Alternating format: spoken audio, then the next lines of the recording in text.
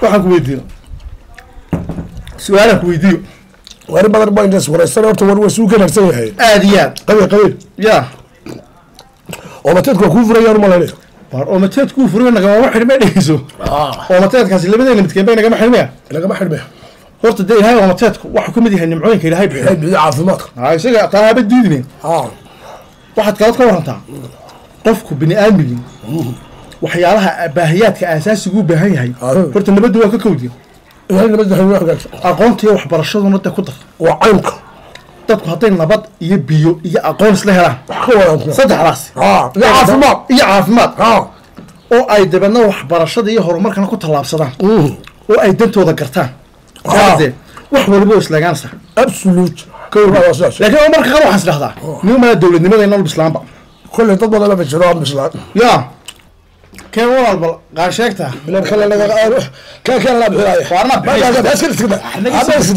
انا قبحنا باش وين رميد وانت وريا عيسى جوان وعنتدين cunay waxa la socota cashuurta iibkee cashuurta iibku maxay ahay cashuurta iibku waxa weeye waxa la yiraahdaa cashuuraha GST da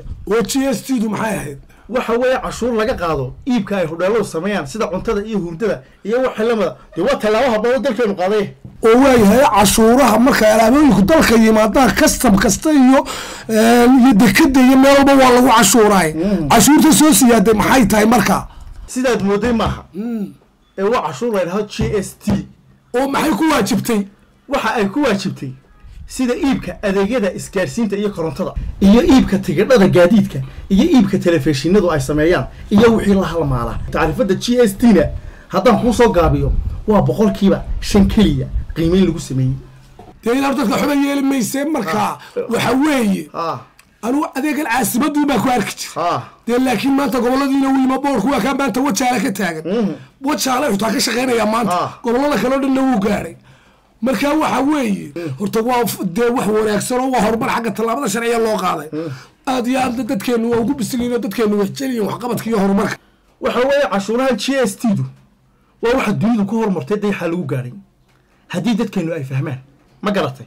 imika qadada hadana aan cunay waxa la nagu soo qorsheynayay 80 haye waxa la socota cashuurta iibka oo ah 4525 waxa weeye wax qofka dhibaysa maaha dalkana horumar iyo wax qabad bay u noqonaysaa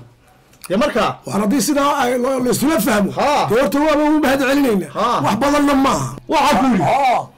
dee cashuuraha GST dana waa bixinayna waa in aynu isku wacyigelinayno bixinaa dee waa si wax qabadkeena dee laamiye iyadoo biriisha waynu aragnaa doona caafimaadka iyo waxbarashada waxba laga qabto aad iyo aad